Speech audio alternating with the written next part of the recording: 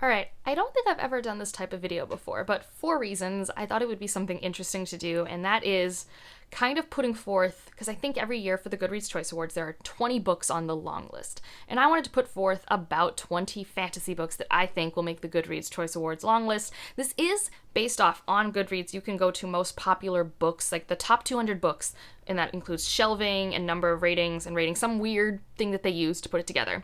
I think it's mainly shelving, so read, even unread, want to read, whatever. And it has 200 books, and from those, I tried to pick, I think I could only get 19, because I think there were only 19. Maybe I missed one because I just didn't recognize it, because that's what's weird about it, is I never really recognize a lot of the fantasy or science fiction, because it can be like book of the month stuff, or things that are more like historical fiction magic, and stuff like that.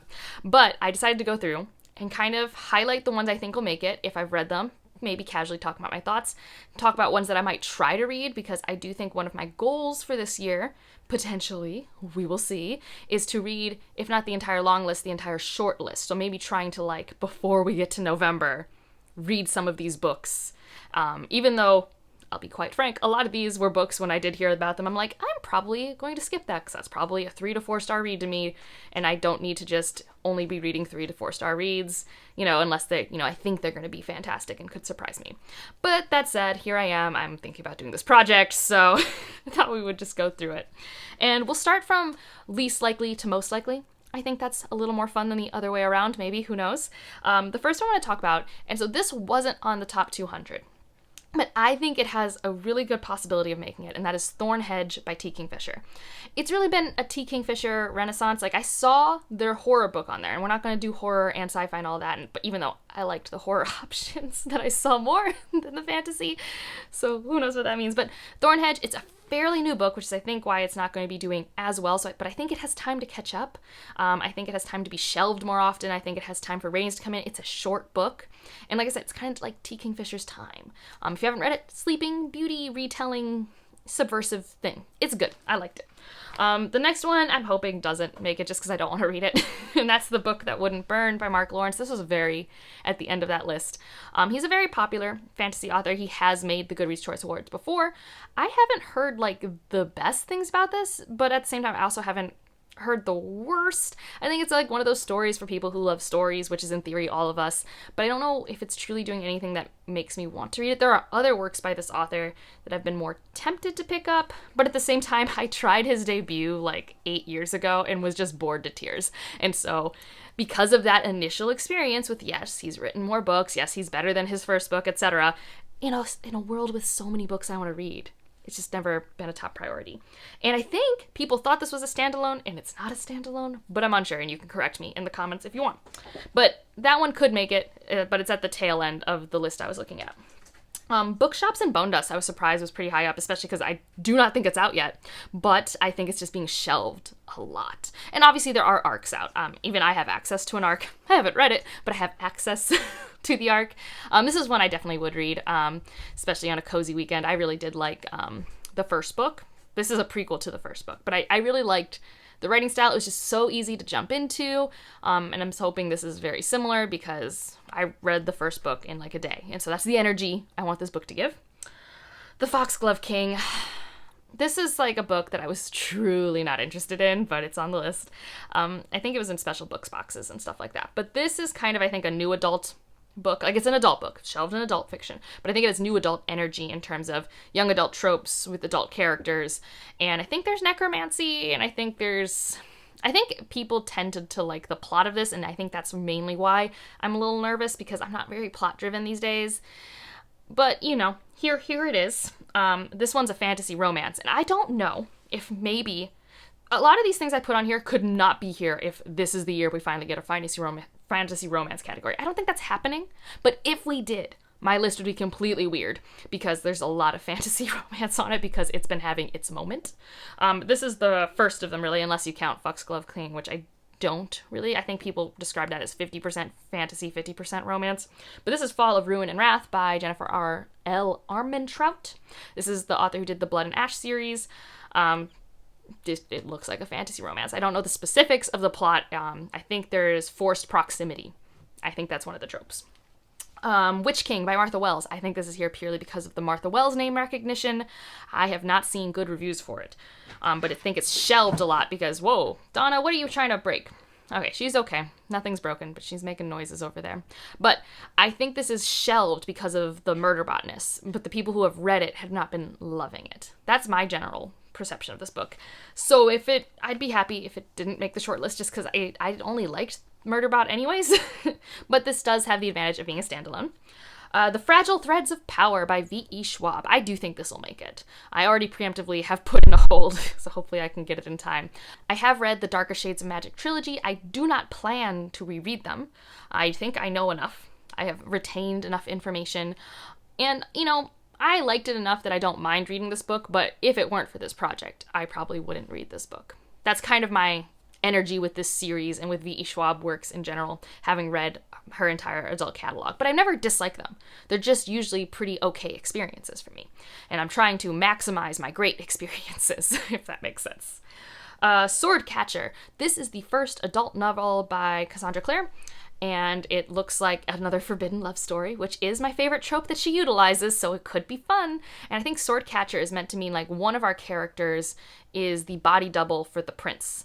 And so that's his role. And then another one is like a magic healer, I think, who maybe breaks the rules. Unsure. But, I don't think this book is out yet, but it is high up there because of the fantasy romance. Cassandra Clare is very popular, that whole thing. This is one I knew very little about. I don't even know. Oh, Kieran is attacking my feet. Hello, everyone. This is my kitten. He found a toy in my lap that I was trying to hide from him. So he's around. But Assistant to Villain. This is, I believe, the same publisher as a book that will come up later. And I don't know if this would be classified as fantasy. I think it had enough fantasy buzzwords in its synopsis that I put it here, and it's shelved in my speculative fiction section at my bookstore. I just couldn't tell if it would be like science fiction or fantasy, but I just feel like because of the TikTok girlies, this is fantasy. I don't know a lot about it. I'm curious, I guess, because I did like the other work by this publisher. But just for brain candy funness, so we'll see what happens. Oh my gosh, what are you looking for? What are you looking for in my lap? What? Oh my gosh, you monster! Did you want this? He wants the noisy toy. He wants this toy. Cannot have the noisy toy. Oh, now they both want it. Am in trouble. Okay. The last one in my lower half of the list is Atalanta. This is the same author who did Ariadne and Electra. I think both of them were on Goodreads Choice Awards. This is like a Book of the Month thing. Well, actually, the other two were. I don't know if this one was, because there have been less Book of the Month sponsorships. I don't know if that's like a thing that's been happening, but that's how I always knew it was on Book of the Month, is when people would have their little commercials. And so Atalanta is about a character. I think she goes on a trip for the Golden Fleece. I think was raised by Artemis. I don't know a lot about her. That's kind of the point of these retellings, is take a lesser known character and flesh out their story. So that's what we're doing here. I'm sure it's fine. If I like this story, if I read it, I will then maybe try and read Electra and Ariadne, because I haven't read anything by this author, because I'm kind of getting burnt out on Greek mythology retellings for no reason. Oh, you guys are attacking my tripod now. The kittens have awoken, if you cannot tell. Boop. Okay, so now the top half of our list. I'm actually hoping most of these make it, because I'm more excited about reading the ones of these that I haven't read than the ones that I've talked about, but I have no idea how anything will pan out. First one being The Last Tale of the Flower Bride, which I have read recently. This was pretty fun. It was pretty good. I'm glad it's been resonating with a lot of people, at least in my circles. I feel like when people in my circles were talking about it positively, though, they were talking from a place of understanding that it wouldn't work for everyone, but truly everyone I've seen talk about it has really liked this story.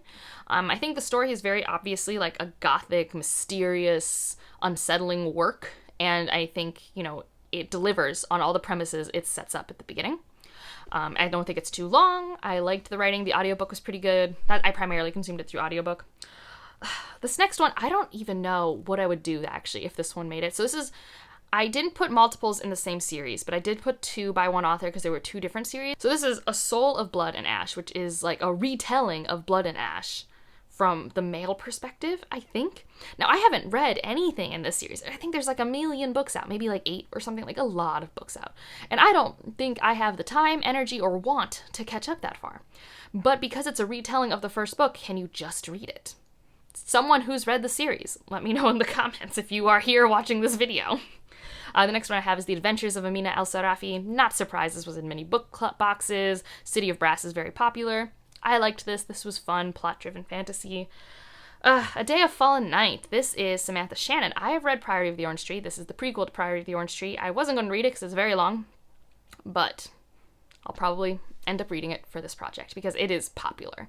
It is incredibly popular. Next one is Tress in the Emerald Sea. This is the only Sanderson one I put on the list. I don't think any of the other secret projects have really gotten mass appeal popular enough. Maybe Yumi, but it really wasn't on the list, but that would be my second choice after Tress, but I think Tress just has mass appeal unlike any of the other secret projects. And then Emily Wilde's Encyclopedia of Fairies, I'm actually in the middle of reading right now. It's really nice for fall, winter. Highly recommend for that type of seasonal energy vibe. And yeah, it's definitely just one of those books that I think because it came out at the beginning of the year, generally got a good buzz. It has like the cozy fae fantasy feel that was really happening last winter, especially with the Olivia Atwater books. Is that who they were? Like the Half a Soul books. So it makes sense to me. I'm enjoying it about halfway through. Hellbent, did not realize this was this popular. And originally I was like, I'm not going to read Hellbent. I liked Ninth House, but I didn't love it. I'm not going to reread it. I don't know how long the series is, but I didn't dislike any of the reviews that I saw. And then it's on this list super high, and I'm like, it is October. So like I could read Hellbent and, try the audiobook or the physical reading. So yeah, I guess I'm going to be with Alex Stern again sometime soon. This one I am interested in. This is another fantasy romance, and that is The Ashes and the Star-Cursed King, which is the second book in its series. So there's a first book, and I think a novella, and this, and that is more manageable in my head than Blood and Ash. And this is an author I've actually been wanting to try out in the fantasy romance space. Again, I just feel like we need a fantasy romance category, and they're only losing money by not doing that. Truly. This next one, I was shocked at how popular it was. I have heard basically nothing about it in my circles. I think it's just one of those books that's very popular in historical fiction area, but it has enough magic that it's fantasy, and that is Wayward.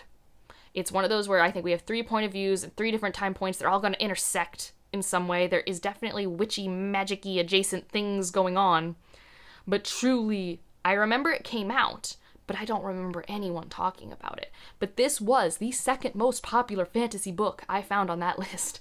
And then the number one book by a long shot. Long shot. This is the number one book, period, is Fourth Wing. And I didn't put Iron Flame on this list, but Iron Flame is up there too. But I guess I don't know what they're going to do, but I would like to think they only choose one book from a series. I can't remember what they've done in the past. Actually, I do know one year they had The Cruel Prince, the second and third book on the same list, and like the second book one. So I don't know what they're going to do, especially because Iron Flame's not going to be out for a minute, but I think it would be out before its cutoff date. But something in this series, if not both of them. So those are my thoughts based off that list on the books that I think will probably make it, for better or worse. It's a Goodreads Choice Awards. It's literally a popularity contest, and this is the list that's probably the best grounding for what's going to make it there based off that. So if you also were like, I would like to read some of these before they show up so you can be an informed voter come November, here you go. If you just want to leave an emoji to let me know you're here. Ooh, I don't know. Something fairy related. There were a lot of fae books, fairy books, things like that. Let me know which you think might be on the list that I didn't bring up. And otherwise, like if you liked it, subscribe if you want to, and I'll see you in the next one. Bye.